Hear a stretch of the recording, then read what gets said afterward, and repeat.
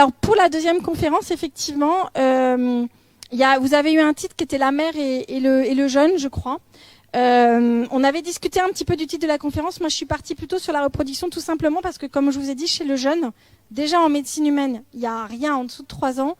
Et là, on est vraiment totalement dans l'empirisme. Donc, j'ai préféré vous parler parce qu'on était quand même dans une structure vouée à la reproduction. Et là, il y a quand même des données vraiment intéressantes. Et je pense que, en tant qu'éleveur, allez, on va dire que je vous explique, voilà, il n'y a pas beaucoup de données en médecine vétérinaire et je pense qu'on peut en produire. C'est-à-dire que si on fait des belles études, qu'on rassemble des données que tout le monde a sur des mamans, sur des reproducteurs, et ben on va pouvoir faire progresser un petit peu la science. Donc sur la reproduction, la première chose, c'est avant la reproduction. Alors, on pourra mettre toute la phyto, tous les médicaments qu'on veut. Si l'alimentation n'est pas bonne, on n'avancera pas. Ok ? Et notamment, un petit peu le dada des aromates, des phytoaromas, mais c'est vrai que le rapport oméga 3, oméga 6 les acides et surtout aussi le rapport protéino-calorique, la quantité de protéines qu'on apporte, la qualité des protéines qu'on apporte, c'est hyper important. On aura beau mettre toute la phyto, on remplacera jamais. Que ton alimentation soit ta première médecine, c'est super important. Après, on peut soutenir l'immunité, parce que on peut avoir des infections récurrentes, des choses comme ça. Donc, je vous ai parlé de l'échinacée. C'est une possibilité qu'on peut utiliser dans un contexte, on va dire, pathologique. Par contre, le foie est fondamental. Pourquoi le foie est fondamental ? Parce que les hormones vont être métabolisées par le foie. Et si le foie ne fonctionne pas, et ça, alors pourquoi je dis ça ? Parce qu'effectivement, je me suis d'abord moi formée en médecine humaine et j'ai la chance de pouvoir rejoindre un groupe de médecins qui travaillent que en phytoaromathérapie. Je vais à la Réunion, c'est tous des médecins qui ont quand même un certain âge. Il y en a certaines qui partent à la retraite là, bientôt, mais qui se réunissent toutes les 6 semaines depuis presque 10 ans. J'essaie d'y aller à chaque fois, où ils parlent de leur cas, ils parlent de ce qu'ils font en phyto, donc j'essaie d'apprendre à leur contact. Et effectivement, le foie, c'est quand même la clé. Le problème, c'est qu'en phyto, il y a un peu de tout et n'importe quoi sur le foie, et on ne sait pas exactement tout ce qui marche, mais je vous en parlais un petit peu au cours de ma présentation aujourd'hui. Un petit rappel quand même sur les hormones. Vous avez la progestérone, vous avez les œstrogènes, vous avez des variations de ces cycles. Et tout ça, c'est indispensable à la fécondation, à l'anidation. Et les hormones progestérone et œstrogène conditionnent aussi d'autres hormones essentielles. Alors essentielles, par exemple pour la lactation, une fois qu'il y a la mise bas, mais la prolactine, elle joue aussi un rôle pour la grossesse nerveuse et les lactations de pseudogestation chez la chienne. Donc par exemple, on va donner l'exemple effectivement d'une carence en progestérone chez la femme. On arrive à les objectiver. Alors par des examens cliniques, par des signes cliniques. Alors là, c'est pas du tout ma compétence pour le coup. Moi, j'en réfère aux spécialistes de la reproduction, mais peut-être qu'en tant qu'éleveur, vous allez trouver des parallèles. Chez l'homme, en fait, les cycles, ils sont pas réguliers, ils apparaissent tardivement. Le flux menstruel, il peut être très long, il y a de la congestion, il y a de la douleur. La femme, elle est pas bien. Il y a aussi des douleurs mammaires. Et il y a des troubles, alors ça c'est le fameux truc, les syndromes prémenstruels où les femmes, soi-disant, parfois on est un petit peu irritable à certains moments de notre cycle. Je ne sais pas si c'est vrai, mais voilà, c'est des choses qui sont rapportées. Alors par exemple, une plante, je me suis dit, je vais chercher sur cette plante-là, je vais trouver plein de données parce que je connais beaucoup de femmes qui en prennent et qui en sont très satisfaites. Mais effectivement, je me suis dit, tiens, je vais chercher l'alchémille. L'alchémie, c'est une plante qui a été énormément utilisée au Moyen-Âge et qui était considérée comme la panacée, une panacée vraiment pour les femmes qui avaient des problèmes avec leur cycle. A priori, en médecine humaine, elle est surtout utilisée quand il n'y a pas assez de progestérone. Okay ? Avec effectivement des syndromes prémenstruels chez les jeunes filles qui ont des problèmes d'acné, quand il y a des écoulements sanguinolents ou quand éventuellement aussi il y a des mycoses. Il y a des données, alors ça on est dans ce qu'on a parlé tout à l'heure, dans les utilisations traditionnelles, c'est-à-dire qu'on va se retrouver dans des livres, il y a des livres qui ont été écrits, des personnes qui ont utilisé des plantes médicinales et qui ont écrit tout ça. Est-ce que éventuellement ça diminuerait le risque de fausse couche ? C'est prescrit à certains moments du cycle chez la femme, donc vous voyez bien, chez le chat et le chien, à quel moment on en aurait ça ? Pour l'instant, tout est à faire. Et effectivement, par contre, ce qui est intéressant, et ça je sais pas trop en canine et en médecine féline, mais par exemple chez le cheval, on commence à rechercher l'endométriose et en trouver aussi, parce que chez la femme, il y en a beaucoup. Et notamment avec aussi les polluants, les modificateurs endocriniens qu'on retrouve dans l'eau de boisson, dans les alimentations. Donc il y aurait des effets préventif et d'aide pour la gestion de l'endométriose. Alors je me dis super, c'est une plante, moi j'en entends beaucoup parler, je vais chercher s'il y a des données scientifiques, et ben je n'ai rien trouvé. Hein, c'est de l'ethnopharmacologie, il n'y a rien vraiment d'étudier là-dessus. Donc si on voulait chercher, nous vétérinaires, pour montrer qu'il y a des effets, ben je pense qu'il y aurait des études à faire. Par contre, ce qui est intéressant, j'ai mis une petite image de boxer, c'est que en plus, elle aurait des effets sur les aftes et les gingivites. Alors, je pense à tous ces boxers avec ces... Je ne sais pas si vous savez, les boxers, ils ont parfois des petites excroissances, des épulis au niveau de la bouche. Et, alors, en plus particulièrement chez les boxers, peut-être à expérimenter. Et ça, c'est pour mettre en relief le fait qu'une plante, elle peut avoir, comme elle a plein de principes actifs, elle va pouvoir agir à plein de niveaux. Donc, c'est ça qu'il faut rechercher. Une autre plante, et là, vraiment, je pense qu'elle mériterait vraiment d'être testée, le gâtillier. Alors, c'est une plante qui est surtout utilisée chez la femme pour aider à la prise en charge de la ménopause. Aussi dans le syndrome prémenstruel, mais dans certains cas. Les gynécologues humains, ils savent faire une différence entre trop d'estrogène, pas assez d'œstrogène, trop de progestérone, pas assez de progestérone, sur pas mal de critères. Donc ce serait à nous de développer ça aussi. Alors je ne sais pas si c'est des recherches qu'on peut mener, mais il faudrait quand même, pour savoir si la plante fonctionne, il faut au départ faire un bon diagnostic. Une bonne analyse de la situation de départ. Et c'est aussi utilisé sur les prises en charge de problèmes de fertilité. Et vous voyez, là, ça c'est une étude de 2019. Alors c'est ça qui est très intéressant parce que souvent on me demande d'aller faire des conférences et bon j'ai mes quelques notions puis je me dis si je fais une conférence, il faut que j'aille voir s'il y a des nouvelles données qui ont été publiées sur le sujet. Et là, c'est le boom total sur les plantes médicinales. Il y a quand même de plus en plus de données. Vous voyez, ça c'est une étude qui est parue cette année et ils ont comparé le gâtillier à un placebo pour voir si ça réduisait les symptômes de la ménopause. Donc si ça induit quelque chose sur les symptômes de la ménopause, c'est que ça a un effet hormonal. Donc il y aurait sans doute des applications à mettre en place pour la gestion des problèmes de reproduction quand il y a des déficits en progestérone ou des fausses couches ou des choses comme ça qu'on pourrait utiliser chez les chats et les chiens. Par exemple, pour vous donner un autre exemple d'études, là c'est sorti en 2015, mais ils ont pris des petites souris, ils ont fait une ovariectomie, ils ont enlevé les ovaires et ils ont mis de l'œstradiol, c'est de l'œstrogène synthétique, et des extraits de gâtillier. Et qu'est-ce qu'ils ont mesuré? Alors ça qui est intéressant parce qu'apparemment quand on est ménopausé, on apprend moins bien et on a moins de mémoire. Eh ben, ils ont enlevé les ovaires, et ils ont ménopausé les souris et ils se sont rendus compte qu'en leur donnant soit des oestrogènes, soit du gâtillier, ça a amélioré les capacités d'apprentissage et la mémoire. Pour vous montrer le niveau d'études qu'on fait pour savoir si ça fonctionne. Donc je pense qu'en prenant des groupes d'éleveurs qui travailleraient ensemble, on arriverait vraiment à mettre en place, à mettre en évidence des effets. Et ça a augmenté aussi le volume de l'utérus, que ce soit le dérivé de l'œstrogène ou le gâtillier. Donc c'est pour vous montrer qu'il y a quand même des effets. Et on peut parler du cas particulier de la lactation de pseudogestation. Ça correspond en général à une baisse de progestérone et une augmentation de la prolactine. Donc ça, pour tous ceux qui ont géré des problèmes de pseudolactation chez le chien, vous savez qu'on a des médicaments qui sont commercialisés. Pour le coup, c'est des principes actifs qui ont été isolés. Et c'est pour en revenir aussi à la première présentation qu'on a eue. 75% des médicaments qu'on utilise à l'heure actuelle sont aussi, on l'a vu tout à l'heure avec l'ethnopharmacologie, issus des plantes. C'est-à-dire qu'on a cherché des molécules, qu'on les a extraites et qu'on a vu qu'elles étaient efficaces. Là, effectivement, le galastop ou d'autres noms déposés comme le calactin, ça va aider à inhiber la sécrétion de la prolactine. Eh bien, moi, vraiment, je serais très intéressée qu'on produise une étude sur les chiennes qui font des lactations de pseudogestation. Alors, à quel moment faudrait le donner? Peut-être en tout début de cycle. Parce qu'effectivement, la lactation de pseudogestation, elle a lieu un certain temps après. Mais je serais curieuse de voir les effets du gâtillier au long cours sur une population de chiennes sur lesquelles on voudrait éviter cette lactation de pseudogestation. Et j'en remets une petite couche. Une publication toute récente pour vous dire que le gâtillier, ça fait jaser en ce moment. C'est qu'ils ont essayé de voir la qualité des produits qui contiennent du gâtillier. Ils en ont analysé plusieurs.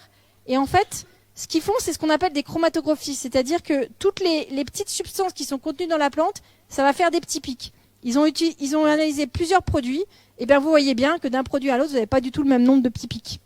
Donc il y a des produits qui sont de qualité, c'est là où on a le plus de petits pics, et quand il y a moins de petits pics, il y a des produits où il y a beaucoup moins de substances actives. Donc effectivement, la phyto, elle marche pas. Alors comment on fait ça quand on est en pratique? eh ben, il faut aller se renseigner un peu, il faut prendre son téléphone, il faut dire au laboratoire, c'est quoi vos contrôles qualité, qu'est-ce que vous mettez en place, c'est quoi vos conditions de culture.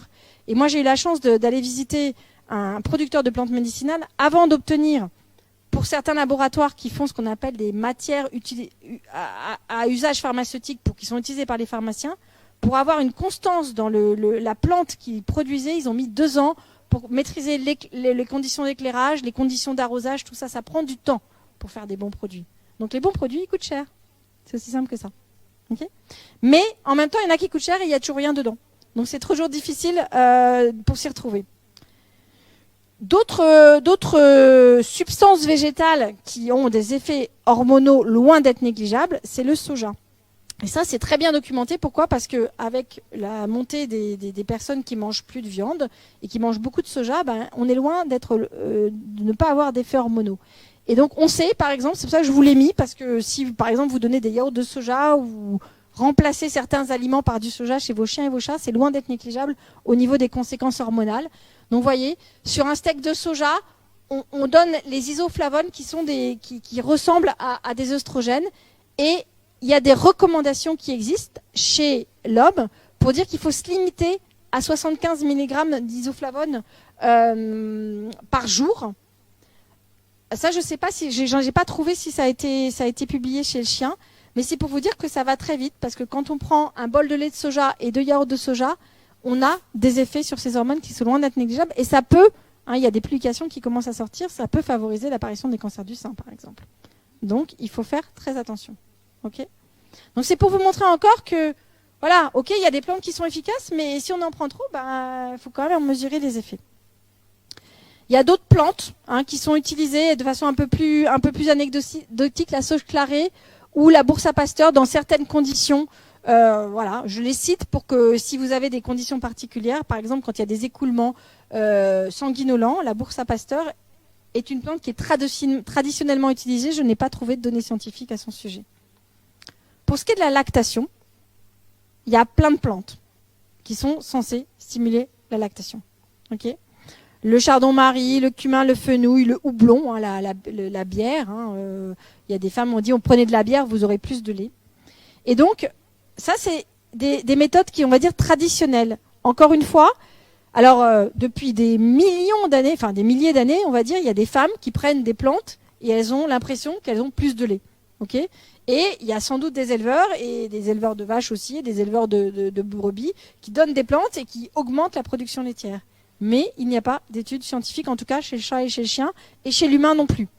Okay, donc toutes ces plantes, c'est des plantes qui sont utilisées traditionnellement. Et c'est très intéressant parce que les études dont on a parlé tout à l'heure d'ethnopharmacologie, en fait, quand on va dans des contrées lointaines, ou même pas si lointaines que ça, on voit des remèdes de grammaire, entre guillemets, mais qui sont loin de ne pas fonctionner.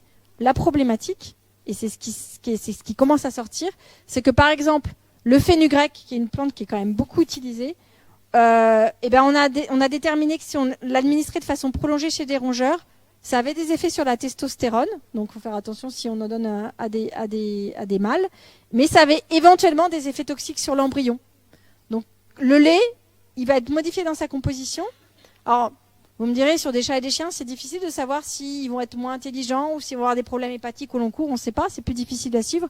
Mais sur l'humain, je peux comprendre aussi qu'on fasse très attention. Mais si c'est trouvé chez l'humain, il n'y a pas de raison que ça n'existe pas chez le chat et chez le chien, même si le métabolisme est différent. C'est pour vous montrer qu'il y a encore beaucoup de points d'interrogation. Le domaine où il y a vraiment, vraiment beaucoup de recherches et beaucoup de personnes qui travaillent, étonnamment, on va se demander pourquoi, c'est tous les problèmes de fonction mâle, de reproduction. Et vous avez beaucoup de produits qui vous mettent en avant des substances naturelles pour stimuler tout ce qui ne fonctionne pas très bien. Alors en l'occurrence, ce produit m'a un petit peu énervé, je dois dire, parce que c'est de la pomme, du raisin. Alors il y a du safran. Le safran, il y a quelques études, c'est tout. Mais voilà, c'est pour vous dire que ça va rester naturel. Dans ce cas-là, quand je vois un produit comme ça, je dis ok, je regarde et je vais regarder ce qu'il y a à l'intérieur. Par contre, si je regarde vraiment les données scientifiques, et ça encore une fois, quand on est face à des reproducteurs, c'est quand même quelque chose de très intéressant. Il y a une plante qu'elle vend en poupe, c'est le tribulus, la tribule terrestre. Il y a beaucoup, beaucoup d'études. Alors elles sont surtout faites, étonnamment aussi, par beaucoup des équipes de chercheurs en Iran, en Égypte, où c'est important d'être un homme qui fonctionne bien. Mais il y a quand même beaucoup d'études et on a montré que ça améliorait la motilité et la viabilité des spermatozoïdes. Donc c'est loin d'être sans conséquence. Ils ont même mis en évidence que bon, la qualité du sperme était meilleure et qu'en plus ça avait des effets sur les hormones sexuelles. Tout ça, c'est des études toutes récentes, hein, dans les 5 dernières années. Ça a amélioré la fonction érectile, en général c'est ce qu'ils recherchent aussi un petit peu. Et par contre, ce qui est intéressant, c'est qu'il y a des médicaments, par exemple cet antibiotique, le métronidazole, qui va avoir des effets négatifs sur la viabilité du sperme. Et sur des rats de laboratoire, ils ont montré que s'ils donnent du tribulus, eh ben, ça va beaucoup mieux. Donc vous voyez, il y a plein d'applications possibles. Et aussi sur les personnes qui vieillissent un petit peu, quand les androgènes marchent un petit peu moins bien, ça a des effets positifs. Et j'ai même trouvé une étude, et malheureusement j'ai pas eu le temps de la mettre, où chez le chien, en donnant des toutes petites quantités de tribulus et d'une autre plante qui s'appelle le maca, qui a des effets positifs, en donnant un petit peu tous les jours, alors c'était dans un aliment complémentaire, avec aussi des acides gras oméga 3, du zinc et d'autres substances, on a amélioré la qualité de la semence, et là c'était chez le chien. Donc il y a aussi des études sur le tribulus et sur d'autres plantes chez le chien. Donc si vous avez des mâles qui ont des spermes de moins bonne qualité, pour plein de raisons qui s'expliquent aussi, c'est intéressant à tester ces plantes-là. Voilà. Alors attention, le problème c'est que l'état de gestation, sur la femelle reproductrice, c'est qu'en fait ça n'a pas été étudié sur beaucoup de plantes. Et quand il y a une utilisation traditionnelle, ça ne veut pas dire qu'il n'y a pas de toxicité sur l'embryon. Donc ça, c'est vraiment ce qu'on appelle la phytoaromathérapie scientifique, c'est-à-dire que maintenant, on fait quand même très attention à ce qu'on donne, parce qu'on ne sait pas si ça a des effets toxiques ou pas. Et c'est pas parce que ça est donné dans des contrées de façon traditionnelle depuis plein d'années qu'il n'y a pas forcément d'effets toxiques. Mais bon, c'est là-dessus qu'on se base. Et sur les huiles essentielles, définitivement, sur une femelle gestante ou une femelle allaitante, pour l'instant, et je dis ça au niveau humain, c'est c'est pas recommandé. Il y a juste au moment de la mise bas, où il y a des équipes maintenant qui utilisent les huiles essentielles, mais dans des bains, et juste au moment de la mise bas, enfin de l'accouchement chez la femme, avec des mélanges d'huiles essentielles, notamment avec le clou de girofle ou la palmarosa, c'est bon à savoir, c'est que toutes ces huiles essentielles vont contenir des produits qui auraient un effet ocytocique, qui vont provoquer des contractions utérines. Donc en pratique, ça arrive. Moi, j'ai des éleveurs avec qui on en a discuté. Alors, ce serait bien de faire une étude au sens plus large, mais sur un mélange d'huile essentielle. Alors, on met pas l'animal dans un bain, ça va le paniquer, c'est pas pour grand chose, mais on peut.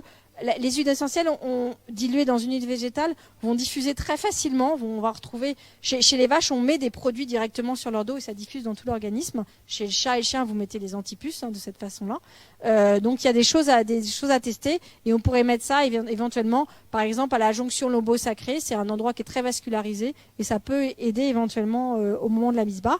Par contre, est-ce que c'est toxique sur l'embryon ? Donc, à tester. Voilà. Pour terminer et pour vous donner, c'est la seule petite expérience que j'ai tenté un peu chez le chiot, parce que j'ai estimé que j'avais quand même, enfin c'est pas cette seule expérience-là, mais c'est une donnée où j'ai quand même eu des résultats intéressants. C'est un éleveur qui élève des bulldogs français et qui avait systématiquement une luxation de la petite glande là qui est au coin de l'œil. Et j'avais lu une publication qui disait que si j'utilisais le curcuma et l'aloe vera, ça pouvait être intéressant.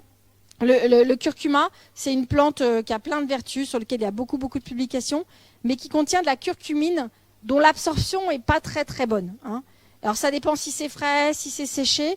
Par contre, il y a des publications qui ont démontré que si on ajoutait, en tout cas chez l'homme et chez le rat, que si on mettait un petit peu de poivre avec, de la piperine, on augmentait ce qu'on appelle la biodisponibilité, c'était la quantité de produits qui est, en tout cas de curcumine, qui est présente dans l'organisme. Et donc, j'ai pas d'études chez les animaux, chez le chat, chez le chien ou chez le cheval, mais en donnant du poivre, du curcuma et de l'aloe vera, et ben cet éleveur qui avait quand même laissé, c'est un gros élevage, je crois qu'il m'avait dit plus de 10 000 € d'opération de glande de hardeur, et ben depuis qu'on fait ce protocole, il n'en a plus opéré un seul. Okay. Donc comment je travaille, effectivement, c'est très empirique, c'est-à-dire que moi je lis les données scientifiques, Si j'ai des personnes très motivées, voilà, qui me connaissent et qui veulent tenter des trucs en phyto, on a déjà avec cet éleveur tenté plusieurs choses. Il y a des trucs qui marchent pas. Hein, je me base sur ce qui fonctionne. Après, voilà, j'espère que je suis pas toxique sur les petits, mais c'est un risque à prendre et je le dis clairement. Donc au final, moi je laisse des commandements pour les plantes médicinales. Je demande de lire les étiquettes. J'essaie de voir les compositions détaillées. Quand c'est pas explicite, il n'y a pas le plante, il n'y a pas les noms latins par exemple, je les prends pas. Quand il y a trop de mélange, j'aime pas trop. Quand il y a trop d'alcool, j'aime pas non plus. Et ben, si effectivement, on sait pas, l'excipient, c'est ce qui va servir pour mélanger, et souvent c'est pas mentionné dans les liquides, et souvent c'est de l'alcool, donc si c'est pas explicité, je le prends pas. Je sens, ça suffit pour voir si ça marche. Les effets documentés, j'essaie de me renseigner un petit peu. Alors effectivement, moi je fais pas Internet, je fais des publications scientifiques, mais je vous invite à vous tourner vers des vétérinaires qui sont intéressés par le sujet, qui pourront étoffer les données. Le contrôle qualité, la dose. Alors ça, c'est le grand flou. Pour l'instant, c'est totalement empirique. Et effectivement, l'idée, c'est ensuite de voir si ce qu'on a essayé de faire, ça a marché ou pas.